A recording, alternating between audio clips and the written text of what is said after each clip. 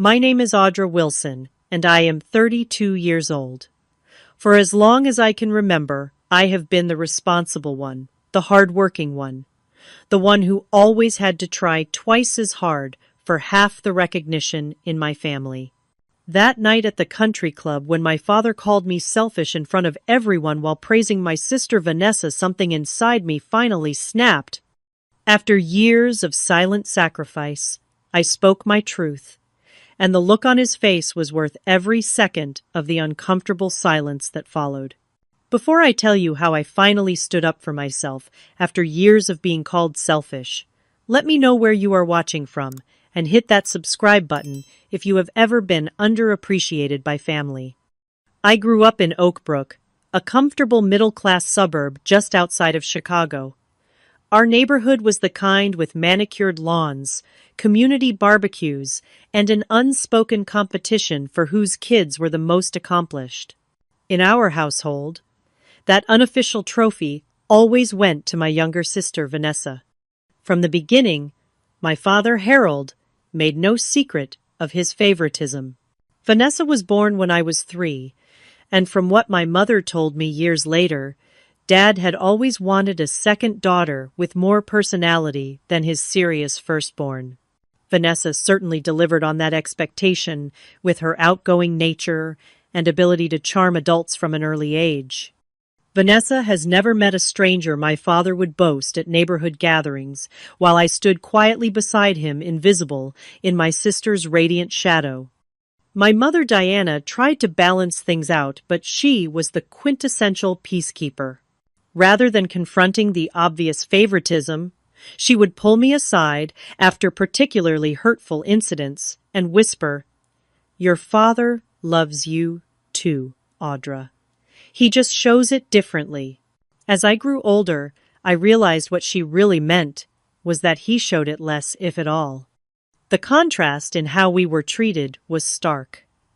When I made honor roll consistently throughout middle school, my achievements warranted a brief good job from my father. But when Vanessa landed a small role in the school play, he bought her flowers and took the entire family out to celebrate at a fancy restaurant downtown. "Your sister has star quality," he explained when I questioned the disparity. "Academic stuff comes easily to you, so it is not as impressive." Nothing came easily to me. I studied until midnight most nights while Vanessa flitted between hobbies and social events. But in our house, effort was invisible compared to natural charm. The dynamics shifted even more dramatically when our parents divorced during my junior year of high school. I was 16, focused on maintaining my grades while processing the family breakdown. Vanessa, at 13, became what my father called his emotional support during the separation.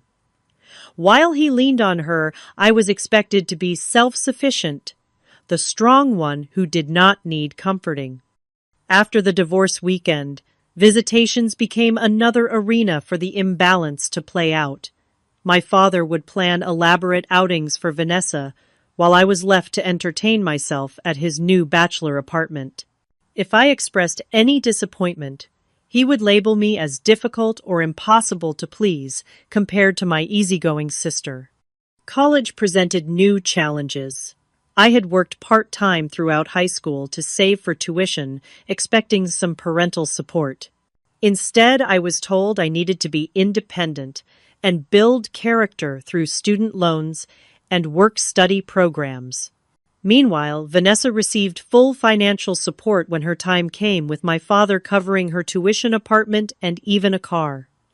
His explanation was that Vanessa was more delicate and needed the support to thrive. I put myself through Northwestern University, working 30 hours a week at a local coffee shop while maintaining a 3.8 GPA in marketing. Those years were a blur of exhaustion, determination, and growing resentment as I watched Vanessa drop out of 3 different colleges, with my father continuing to fund each fresh start.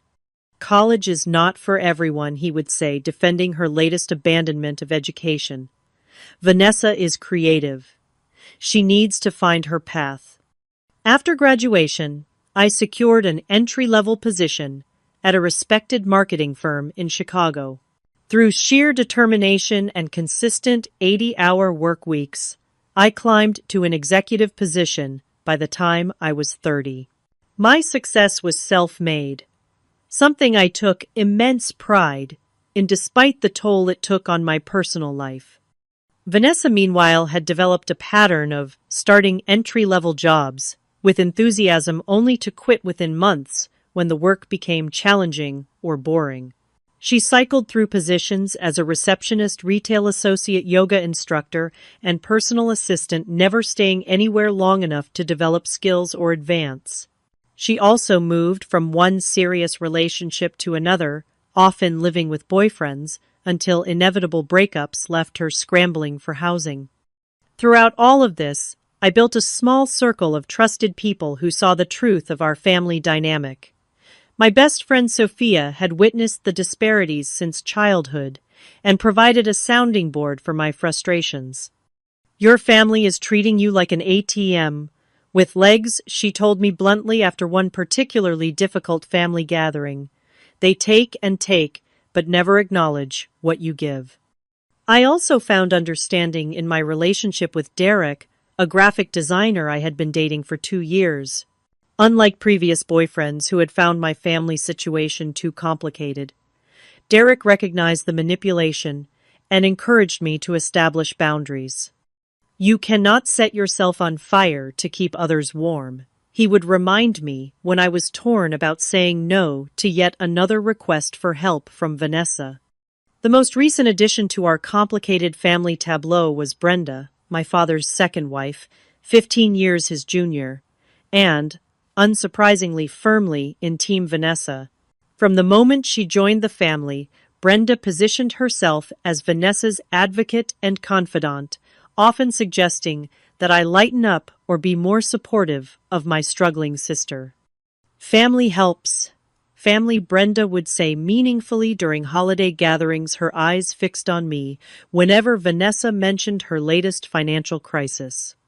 What none of them understood or chose to ignore was that I had been helping silently and consistently for years. But the truth about exactly how much I had been supporting my sister would not remain hidden forever. The arrangement that would eventually lead to our family's reckoning began 2 years ago when Vanessa called me sobbing at 11:30 at night. Her boyfriend of 8 months, Tyler, had broken up with her and asked her to move out of the apartment they shared. The rent was due in 3 days, and she had no savings to secure a new place. "I have nowhere to go, Audra," she cried. "Dad says I cannot move back in with him and Brenda because they converted the spare room into a home gym. Can I crash with you just for a few weeks?" My one-bedroom apartment was barely big enough for me, let alone a second person with extensive belongings. More importantly, I valued my personal space and knew from childhood experiences that living with Vanessa meant chaos and emotional drama. "I cannot take you in, but I can help you find a place," I offered instead. "How much can you afford for rent?" The answer, it turned out, was next to nothing. Vanessa had been contributing minimally to the rent, with Tyler spending most of her part-time barista earnings on clothes, dining out, and weekend trips with friends. Now she was facing the reality of Chicago's rental market with almost no income and zero savings. Against my better judgment and Derek's cautious advice, I agreed to help her secure a studio apartment in Wicker Park. The rent was $1,200, monthly, reasonable for the area, but far beyond Vanessa's means. "I will cover the first 3 months," I told her firmly. "That gives you time to find a better-paying full-time job and get on your feet." Vanessa was effusively grateful, promising to update her resume immediately and search for higher-paying opportunities. I even connected her with contacts at several companies, leveraging professional relationships I had carefully built over years. 3 months came and went. Vanessa had taken a retail position at a boutique clothing store, but was still making barely enough to cover utilities and food, let alone rent. Each time I brought up the agreement, she had a new excuse. The job market was tough. The boutique did not give her enough hours. She needed expensive new clothes for interviews, or she had unexpected medical expenses. Just one more month became her mantra. I promise I will figure it out. 1 month turned into 6, then a year. Before I knew it, I had been paying Vanessa's rent for 18 consecutive months, watching my own financial goals slip further away. The down payment I had been saving for a condo remained stagnant. The master's degree program I wanted to pursue stayed on hold. The European vacation Derek and I had been planning was indefinitely postponed. Meanwhile, Vanessa's Instagram told a different story than her financial hardship narrative. There were posts from weekend getaways to Michigan wineries, new designer clothes with tags still attached, and expensive restaurant meals with friends. Each time I questioned these expenditures, she had a ready explanation. Friends had treated her. She had found amazing sales. The trip was mostly paid for by someone else. The financial drain was significant, but the emotional toll was worse. Every month transferring that $1,200 felt like a silent scream into the void. No one in our family knew about this arrangement, not even our mother. Vanessa had sworn me to secrecy, claiming she was too embarrassed to let others know how much she was struggling. In reality, she was not struggling at all, at least not in the ways that mattered. She had a free place to live, courtesy of my hard work, while maintaining the lifestyle of someone making 3 times her actual income. The family narrative remained frustratingly unchanged. At gatherings, my father and Brenda would talk about how Vanessa was finding her way and doing her best despite challenges. My own career successes were acknowledged briefly before someone changed the subject, usually to something more interesting that Vanessa was doing. "Are you coming on the family trip to Lake Geneva this summer?" my father asked during one Sunday phone call. "I do not think I can get the time off," I said, which was partially true. What I did not mention was that after paying Vanessa's rent my own and trying to maintain some semblance of retirement savings, another expense was out of the question. "You work too much, Audra," he sighed. "There is more to life than career. Look at Vanessa. She does not make much money, but she knows how to live in the moment and enjoy life." I bit back the obvious response that Vanessa could live in the moment because others were subsidizing her reality. Instead, I changed the subject, swallowing my resentment like a bitter pill. The comments about my supposed selfishness began to increase. When I could not contribute to an expensive group gift for my father's 60th birthday, Brenda made a point of saying, "I guess some people prioritize differently," with a meaningful look in my direction. When I missed a family dinner because of a work deadline, my father texted that I was too focused on your own life to think about family. The irony was suffocating. I was literally sacrificing my financial future for my sister while being labeled as selfish by the very people who had no idea what I was giving up.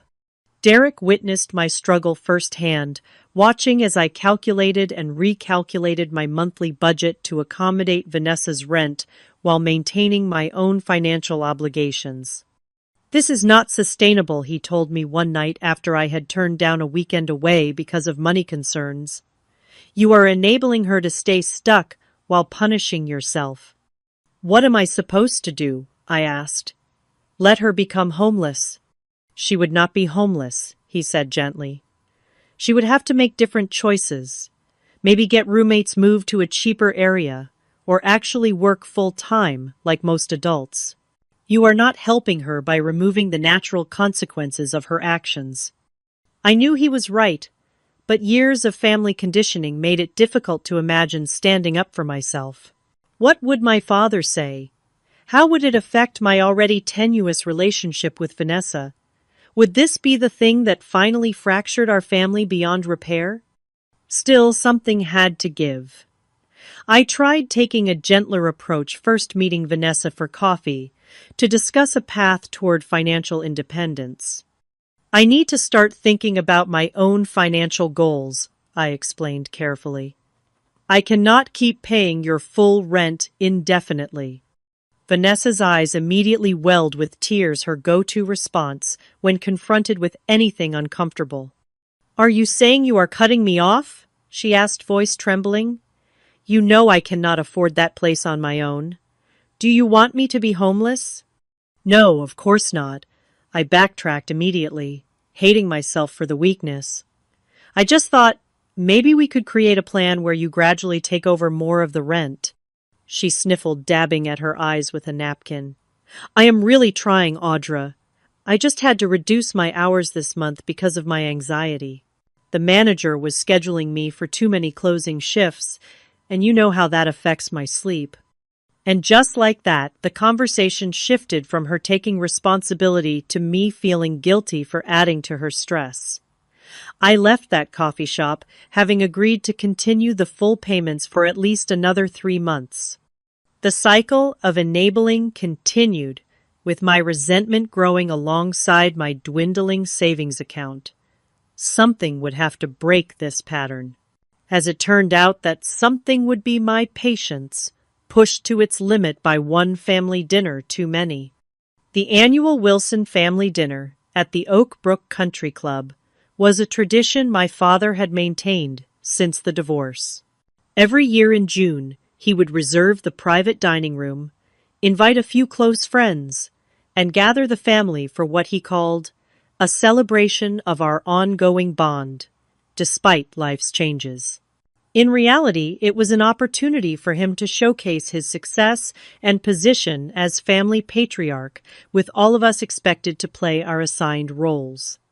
As the date approached this year, my anxiety mounted. These dinners inevitably followed the same script, my father holding court while Brenda smiled adoringly, Vanessa charming everyone with amusing anecdotes, and me sitting quietly fielding occasional questions about my work before the Polonenses. Conversation moved to more interesting topics. 2 days before the dinner, Vanessa called with what had become a predictable emergency. Audra, I hate to ask, but I need a favor, she began, her voice taking on the hesitant tone that always preceded a financial request.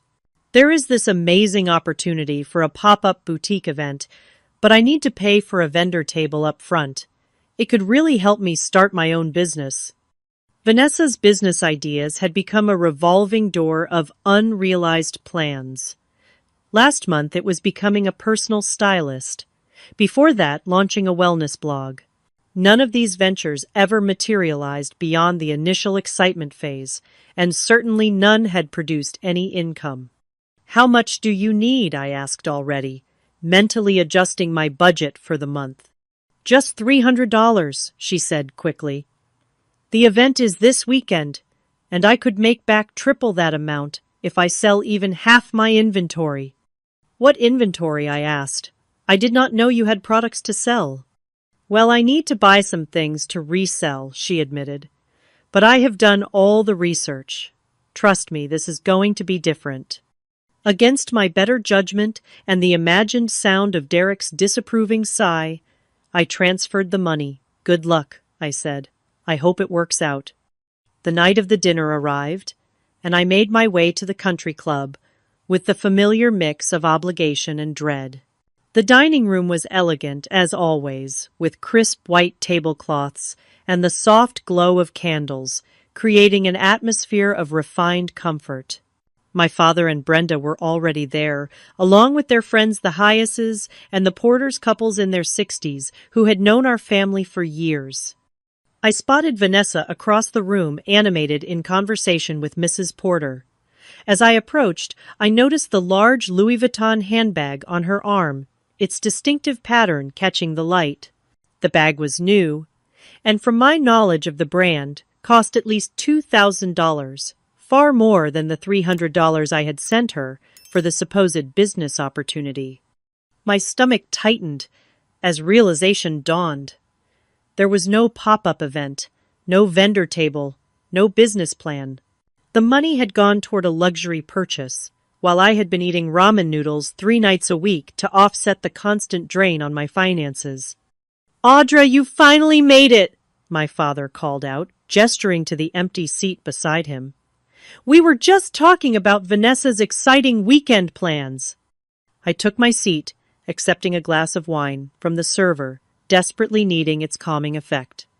"Yes, Vanessa was telling us about this wonderful trip to Miami she is taking with her friends Mrs. Hayes," said, smiling warmly at my sister. "A well-deserved break from what I hear." I nearly choked on my wine. "Miami," I echoed, looking directly at Vanessa. She avoided my gaze, suddenly very interested in the dinner menu. "Just a quick girls' weekend, nothing fancy." "Vanessa found an amazing deal on flights," my father added proudly. "Always the savvy one when it comes to finding opportunities." The server arrived to take our orders, temporarily halting the conversation. I sat in stunned silence, piecing together the full picture. The business opportunity had been a cover story for the remaining money she needed for a vacation likely planned weeks in advance. The designer bag was probably another splurge, justified as something she deserved. As the appetizers arrived, the conversation shifted to other topics. Mr. Porter discussed his recent golf tournament victory. Brenda shared stories from her garden club.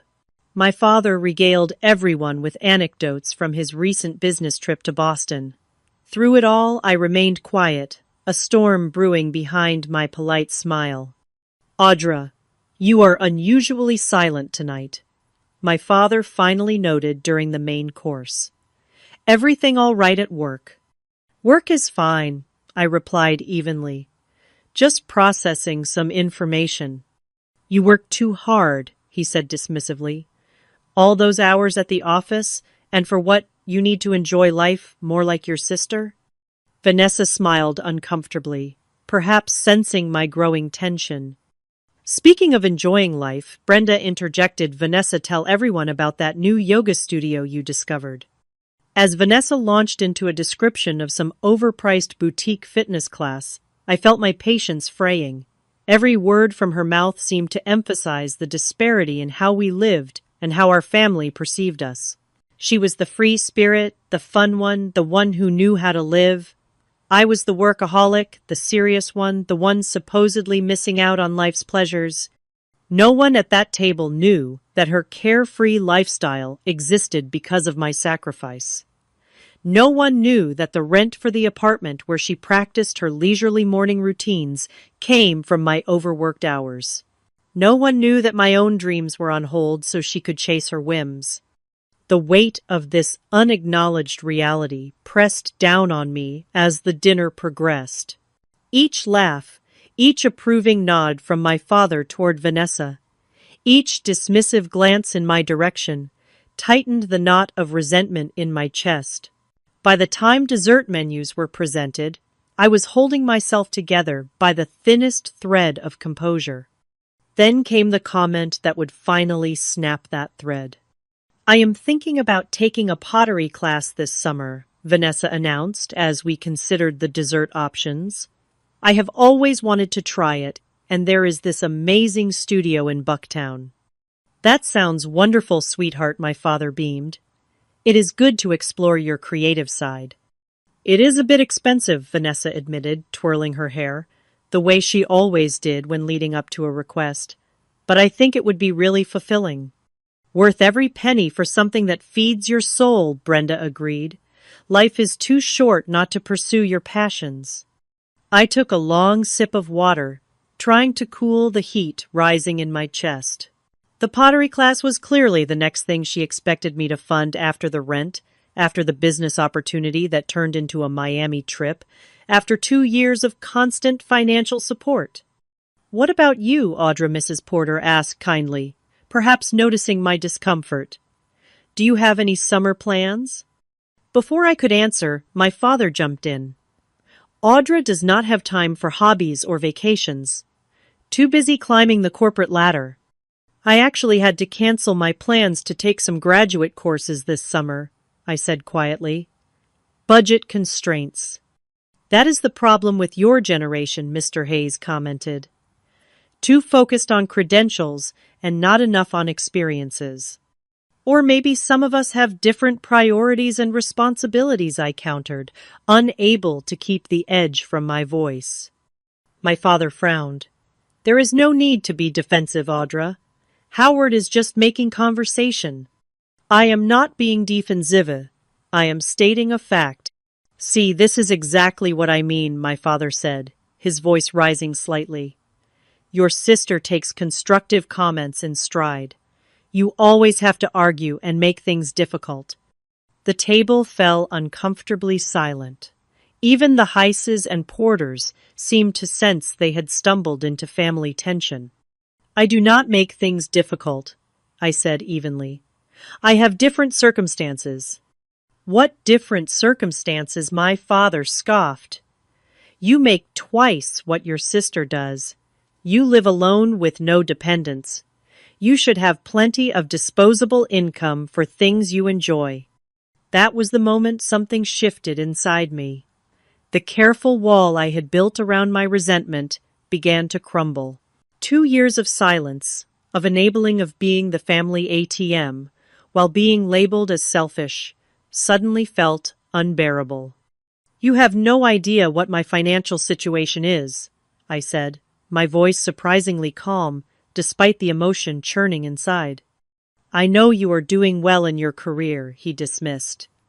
And I know you choose to spend it all on yourself, while your sister struggles to make ends meet. The unfairness of his assessment hit me like a physical blow.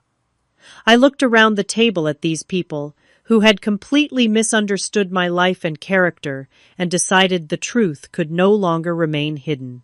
Dad, I said, placing my napkin beside my plate, when was the last time you helped Vanessa financially? He blinked, surprised by the direct question. Well, I helped her with the security deposit on her apartment when she moved in, and I have taken her shopping occasionally. And who do you think pays her rent every month? The table went completely still. Even the background noise of the country club seemed to fade away as all eyes turned to me. What are you talking about? My father asked, genuine confusion on his face. I have been paying Vanessa's rent for 2 years. I said, the words finally released into the open. $1,400 every month directly to her landlord. That is why I cannot afford graduate school or vacations or pottery classes. My father turned to Vanessa, whose face had drained of color. Is this true? Vanessa's eyes darted around the table, looking for an escape route that did not exist. It is complicated. Audra offered to help temporarily when Tyler and I broke up. It was supposed to be short-term. 2 years is not short-term, I said. And I did not offer. You called me crying at midnight, saying you would be homeless. You could have said no, she muttered. Yes, I could have. That is my mistake. One I am rectifying tonight. I turned back to my father, whose expression had shifted from confusion to discomfort. So when you call me selfish for not taking vacations or pursuing hobbies, understand that the money that might have gone to those things has been keeping a roof over your favorite daughter's head instead. Now, Audra, my father started, clearly trying to regain control of the situation. There is no need to be dramatic about this. Family helps family. If you were struggling financially, you should have said something. I am not struggling. I am subsidizing someone else's lifestyle while being criticized for how I spend my own money. I am sure Vanessa is grateful for your help, Brenda interjected, attempting to smooth things over. Vanessa told me 3 days ago that she needed $300 for a business opportunity. I continued, ignoring Brenda's platitude. That money apparently went toward her Miami trip this weekend. And judging by the new Louis Vuitton bag, there have been other creative uses of funds as well. Vanessa's face flushed. That bag was a gift, she said quickly. From whom I challenged. A friend. Which friend spends thousands on designer gifts? The table had become an uncomfortable tribunal with the Hyaces and porters shifting awkwardly in their seats, clearly wishing they were anywhere else. I think this family discussion might be better continued in private, Mr. Porter suggested gently. You are right, I agreed, standing up. And I will make it short. I am done paying your rent, Vanessa. You have 30 days to figure out your finances like an adult. My father's face darkened with anger. You cannot just cut her off without warning. Where is she supposed to go? She could move in with you and Brenda, I suggested. Convert that home gym back into a bedroom. Or she could get roommates. Or work full-time. Or any of the solutions that do not involve me sacrificing my financial future. Why are you doing this publicly? My father demanded. Is this some kind of revenge? No, Dad. This is me finally standing up for myself after years of being called selfish by people who have no idea what I have been giving up. You wanted to know why I do not take vacations or pursue hobbies. Now you know. With that, I picked up my purse and prepared to leave. So you are just going to drop this bomb and walk away, my father called after me.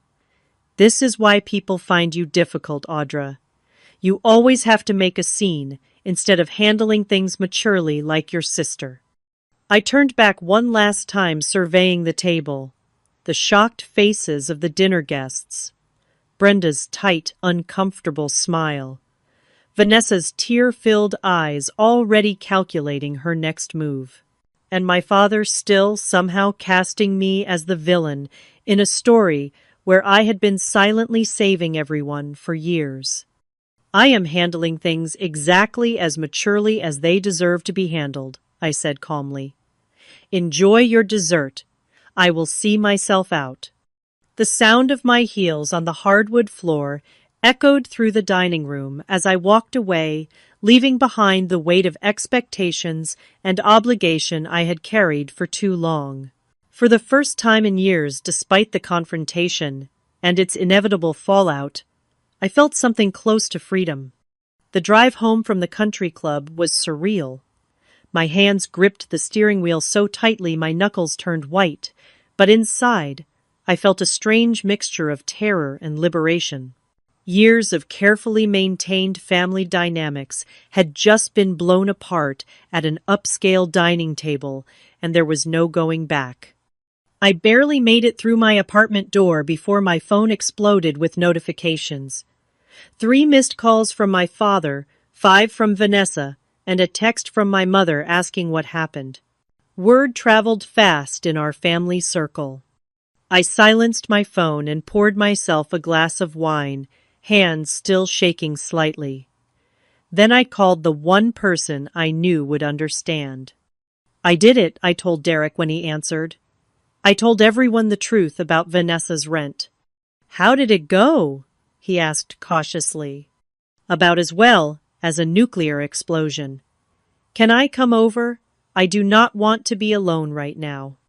30 minutes later, I was sitting on Derek's couch, recounting every excruciating detail of the dinner confrontation. He listened without interruption, occasionally squeezing my hand in support. I am proud of you, he said when I finished. It took incredible courage to stand up for yourself like that. It does not feel like courage, I admitted. It feels like I just destroyed my family. You did not destroy anything. You just stopped pretending the existing situation was okay. My phone buzzed again, and I glanced down to see a text from my father. Your behavior tonight was inexcusable. You embarrassed this family in front of my friends. We need to talk tomorrow when you have calmed down and can be reasonable. I showed Derek the message, and he shook his head. Still making it about him, I see. That is his specialty, I sighed. I turned off my phone completely and spent the night at Derek's apartment, grateful for the buffer of physical distance from the storm I had created. Morning came too quickly, and with it the reality that I would have to face the consequences of my truth-telling. When I finally turned my phone back on around noon the next day, the barrage was immediate. 14 missed calls, 23 text messages, and several voicemails demanding my attention. Vanessa's texts ranged from angry, "How could you humiliate me like that?" to desperate, "Please call me. We need to figure this out," to manipulative, "I guess you never really cared about me at all." My mother, who had not been at the dinner but had clearly received multiple versions of what happened, sent a typically conflicted message. "I understand you have been helping your sister more than anyone knew, but publicly embarrassing her, and your father was not the answer. Can we talk about finding a solution that works for everyone?" The most surprising message came from Brenda, my father's wife. "I had no idea you were supporting Vanessa financially. While the dinner table was not the place for this conversation, I respect that you have been carrying a burden alone. Your father is very upset, but I think everyone needs to acknowledge your side of this situation." It was the first time Brenda had ever shown any understanding of my perspective, and despite everything, I felt a small glimmer of hope that at least one person in the family might be capable of seeing beyond the established narrative. I called my mother first, figuring she would be the most neutral party. The conversation was difficult but not hostile. She admitted she had suspected Vanessa was receiving help from someone, but had assumed it was our father. "You should have told me," she said. "I could have helped mediate this situation before it exploded." "Would you have?" I asked, honestly. "Or would you have tried to convince me to keep helping her, to keep the peace like always?" Her silence was answer enough. By Monday morning, I needed to return to work and face the real world, despite the ongoing family drama. I had barely settled at my desk when the receptionist called to inform me my sister was in the lobby, insisting on seeing me. "Tell her I am in a meeting," I said, not ready for another emotional confrontation. 10 minutes later, my direct line rang. "Your sister is making a scene in the lobby," the receptionist said, sounding strained. "She is crying and saying she will not leave until you speak with her." This was classic Vanessa creating a public spectacle to force my compliance. In the past, I would have given in, immediately rushing down to placate her. This time, I took a deep breath and considered my options. "Please tell security to escort her out if she does not leave voluntarily," I said firmly, "and let her know I will call her after work hours." It felt harsh, but necessary. For too long I had allowed Vanessa's emergencies to dictate my responses, disrupting my work and life. Those days were over. Later that evening, I called Vanessa, as promised, bracing myself for the emotional manipulation I knew would come. "How could you have security remove me?" she demanded immediately. "I am your sister." "You cannot show up at my workplace and create a scene," I replied calmly. "That is a boundary I am setting right now. I would not have had to come there if you had answered your phone. I am in crisis, Audra. What am I supposed to do about my apartment? I cannot afford $1,400 a month on my own." "I know," I acknowledged. "That is why I am giving you 30 days' notice rather than cutting you off immediately. You have options, Vanessa. You can find roommates, move to a less expensive neighborhood, or increase your work hours. Many people live in Chicago on your income. Those are not real options. You know I cannot live with strangers, and I need to be in that neighborhood for my social connections and potential career opportunities." The conversation continued in circles, with Vanessa cycling through anger, pleading, guilt-tripping, and finally, when nothing else worked, vague threats.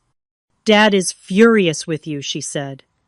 "He says you have always been jealous of our relationship, and this is your way of punishing both of us." "That is his interpretation," I replied, refusing to be baited. My decision is about my financial boundaries, not punishment. After an exhausting hour, I ended the call with nothing resolved except my own determination to stand firm. The next day, my father called my office line, knowing I would likely answer a call during business hours. "We need to discuss this situation. Like adults," he began without preamble. "Your sister is distraught." "I am happy to discuss it," I agreed. "But my decision is final. I cannot continue paying her rent." "This sudden cutoff is vindictive, and you know it," he said. "If you were having financial difficulties, you should have said something earlier instead of creating this dramatic scene." "I am not having difficulties. I am choosing to allocate my money differently toward my own goals and future." He sighed heavily. "And what about your sister's future? Have you thought about how this affects her? Have you thought about how supporting her completely for 2 years has affected mine?" I countered. "That was your choice," he said dismissively. "No one forced you to pay her rent. And now it is my choice to stop, just as it is your choice whether to help her yourself." There was a telling pause. "Our circumstances are different. Brenda and I have our retirement to consider." "So do I," pointed out. "And unlike you, I am only in my 30s. I have not even been able to start properly saving for mine because I have been subsidizing Vanessa." The conversation deteriorated from there, with my father eventually suggesting a compromise where I would continue paying half of Vanessa's rent indefinitely. When I refused, he accused me of being stubborn and unreasonable, just as he had throughout my childhood. The following weeks brought more confrontations and attempts at manipulation. My aunt called to tell me how disappointed she was in my lack of family loyalty. My uncle suggested I was overreacting to a little financial help between sisters. Even my mother, after initially seeming to understand, began pressuring me to find a middle ground that inevitably involved me continuing to support Vanessa in some capacity. Through it all, I maintained the boundary I had set. With Derek's support and several emergency sessions with my therapist, I weathered the emotional storm of being cast as the villain in my family's narrative. 3 weeks after the country club confrontation, Vanessa showed up at my apartment on a Sunday afternoon. Her appearance was uncharacteristically subdued. Her designer clothes replaced by simple jeans and a t-shirt. Her usually perfect makeup minimal. "Can we talk?" she asked when I opened the door. "Really talk, not fight." I let her in, cautiously preparing myself for another manipulation attempt. But as we sat across from each other at my small dining table, I saw something in her expression I had rarely witnessed before: genuine vulnerability. "I have been horrible to you," she said quietly. "I knew what I was doing was wrong, taking advantage of your help month after month. But it was so easy to just let it continue." I stayed silent, waiting for the other shoe to drop for the request that inevitably followed these rare moments of self-awareness. "I found a roommate situation in Ravenswood," she continued. 3 girls in a converted loft. The rent would be $800 a month for my share. I can actually afford that with my current job if I pick up more hours." "That sounds like a good solution," I said carefully. I also wanted to say, I am sorry. Not just for the money, but for letting Dad think you were the selfish one all these years when I was the one taking and taking. Her eyes filled with tears, but for once they seemed genuine rather than tactical. It was easier to let him see me as the struggling one who needed protection. For the first time in our adult relationship, we had a conversation that felt honest. Vanessa admitted she had developed a pattern of learned helplessness that served her in our family dynamic. I acknowledged that my enabling had contributed to the problem, stemming from my own need for approval and fear of conflict. "I do love you," I told her. "That has never been in question. But our relationship needs to change if it is going to survive. She nodded, wiping away tears. I know. I am trying to change too. This whole thing has been a wake-up call. As she left, promising to keep me updated on her apartment move, I felt cautiously optimistic. Perhaps this crisis would ultimately lead to something healthier between us. Only time would tell if Vanessa's newfound insight would translate into lasting change, but it was a start. 1 month after the confrontation at the country club, the landscape of my family relationships had shifted dramatically. The initial explosion had settled into an uneasy new reality, with boundaries being tested and redefined daily. True to her word, Vanessa had moved into the Ravenswood loft with roommates. The apartment was smaller than her previous place, the neighborhood less trendy, but it was within her actual budget. She had increased her hours at the boutique and picked up weekend shifts at a local coffee shop to supplement her income. It is actually not as bad as I thought it would be, she admitted during one of our now weekly phone calls. My roommates are pretty cool, and I forgot how much I liked making coffee drinks. Plus, the tips are decent. I had maintained my boundary about financial support, though I had helped her move and bought her a housewarming gift. Small, normal acts of sisterly support rather than taking on her adult responsibilities. My relationship with my father remained strained, but was slowly evolving. After several weeks of minimal contact, he had called with what passed for an apology in his world. I may have misunderstood some aspects of your financial relationship with your sister, he said stiffly. While I still think the way you handled it was inappropriate, I recognize that you were under pressure that I was not aware of. Coming from my father, this was the equivalent of a profound mea culpa. I accepted it as the olive branch it was intended to be. I appreciate that, Dad. I could have handled it differently, too. We began rebuilding our relationship with cautious small talk about neutral topics, carefully avoiding the landmines of family dynamics and financial expectations. It was progress, if imperfect. The most surprising development came from my mother. After years of peacekeeping and conflict avoidance, she had apparently been doing some soul-searching of her own. I enabled a lot of the favoritism when you girls were growing up. She told me during a lunch we shared near her office. I thought I was protecting you by teaching you to be independent, but really, I was just avoiding the hard conversations with your father about how he treated you differently. Why now? I asked. Why are you acknowledging this after all these years? Because I saw what it led to, she said simply. You carrying this enormous financial burden alone while still being labeled as the selfish one. It made me realize how much damage our family patterns have done. These conversations with my family members were healing but also exhausting. I found myself turning inward, focusing on rebuilding the parts of my life that had been neglected during my years of supporting Vanessa. With the $1,400 now remaining in my monthly budget, I enrolled in the graduate program I had been postponing.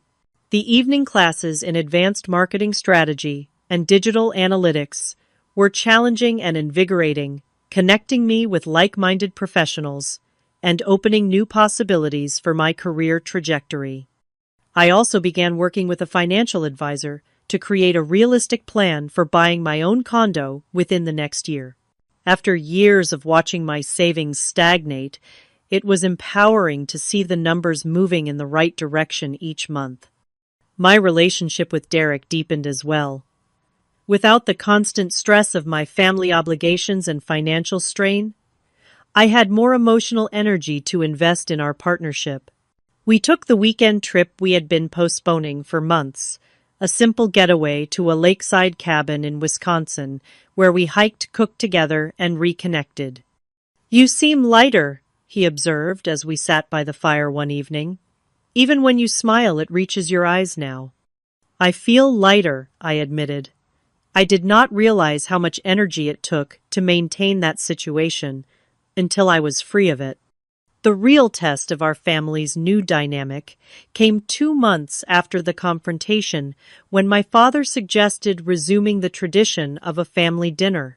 The invitation specifically mentioned a fresh start and moving forward together, indicating at least some recognition that the past patterns needed changing. I agreed with trepidation, suggesting we meet at a neutral restaurant rather than the country club with its loaded memories. To my surprise, my father accepted this modification without argument, a small but significant sign of his willingness to adapt. The dinner itself was awkward, but not disastrous. My father, Brenda, Vanessa, my mother, Derek, and I sat around a table at an Italian restaurant downtown, carefully navigating conversation like people on a first date, rather than a family with decades of history.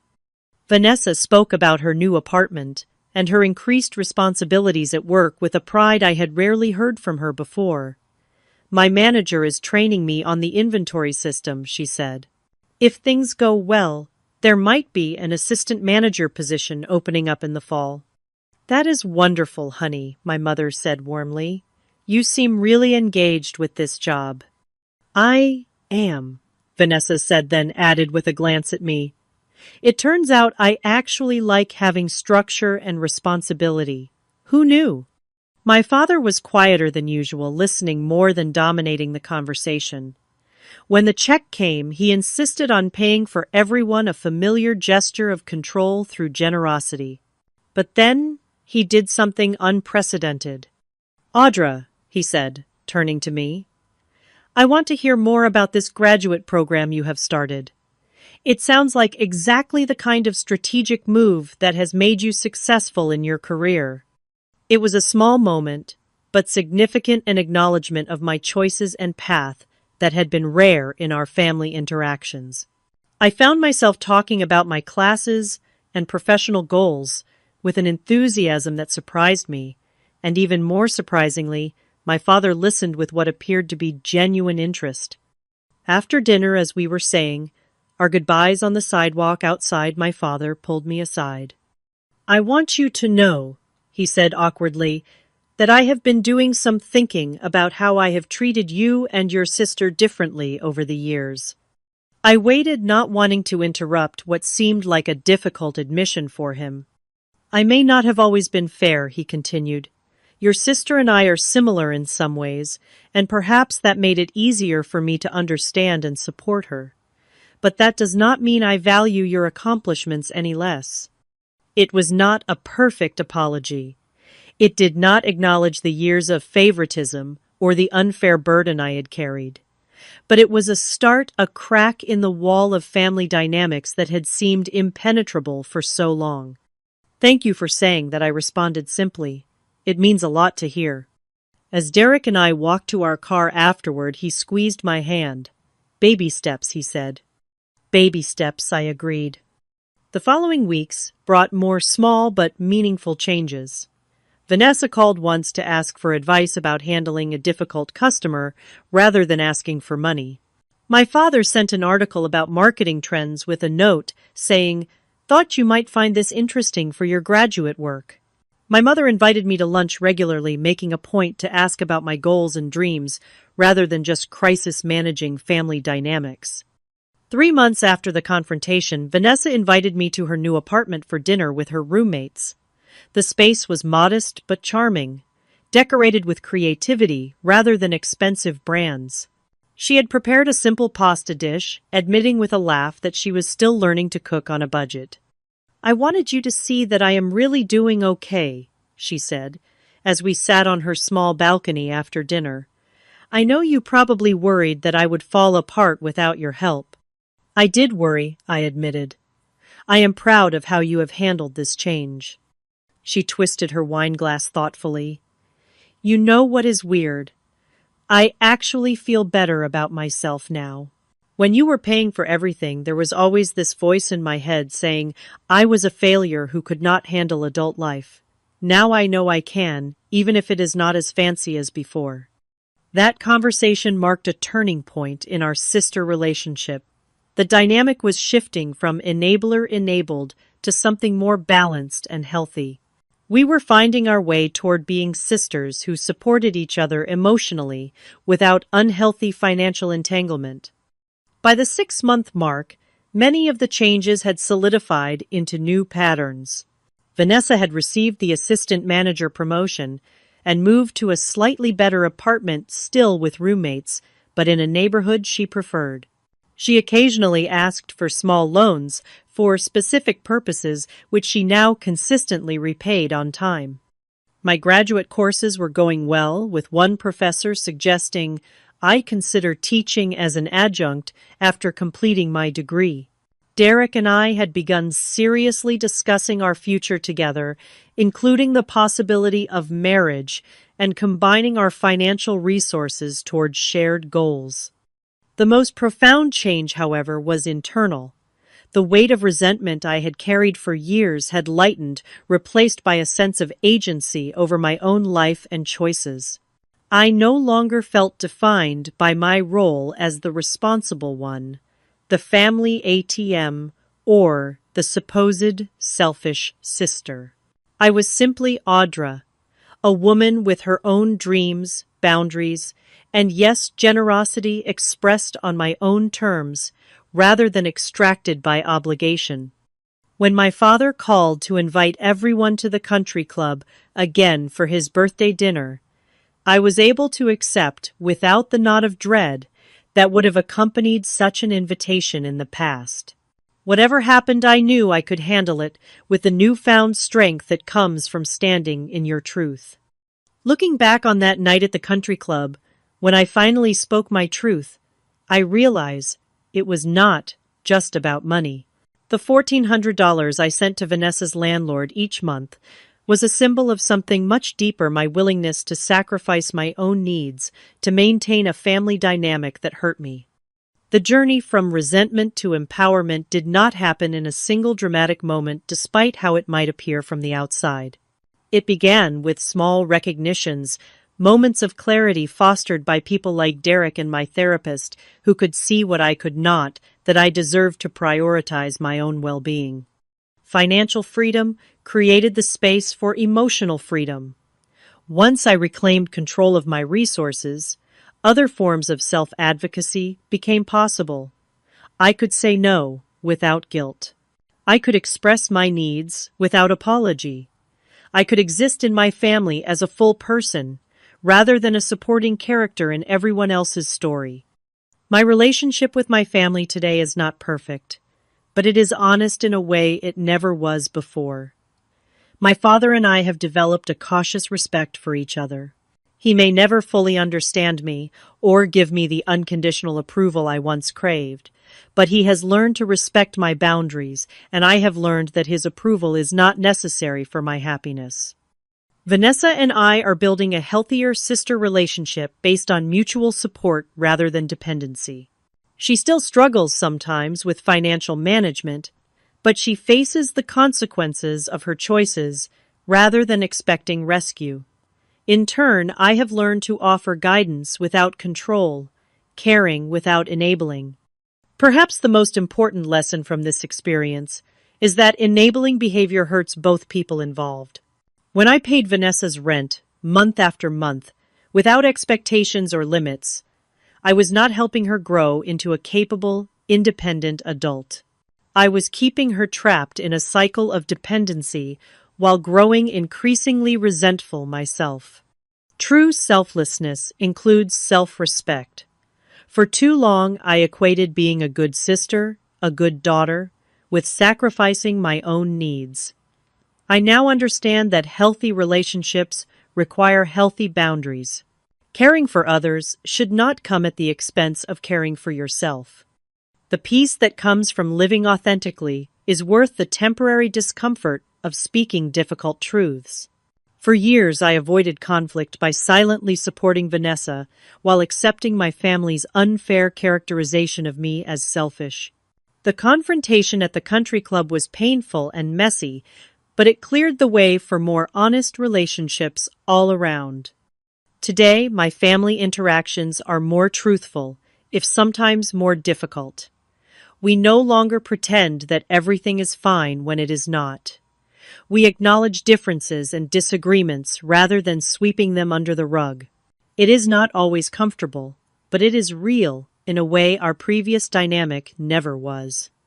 As I look toward the future, I feel hopeful about continuing to build relationships based on mutual respect rather than outdated roles and expectations.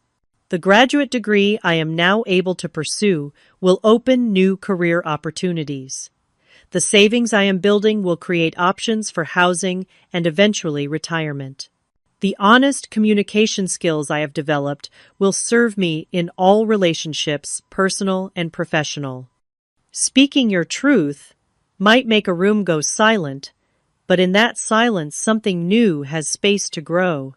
Sometimes the most loving thing you can do for yourself and others is to break a dysfunctional pattern, even when it feels like breaking a family tradition. Have you ever had to set a difficult boundary with family members who did not understand your perspective?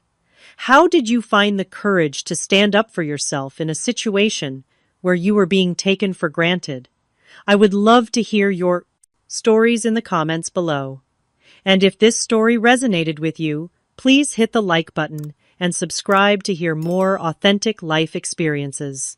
Remember, setting healthy boundaries is not selfish, it is necessary for genuine relationships to flourish.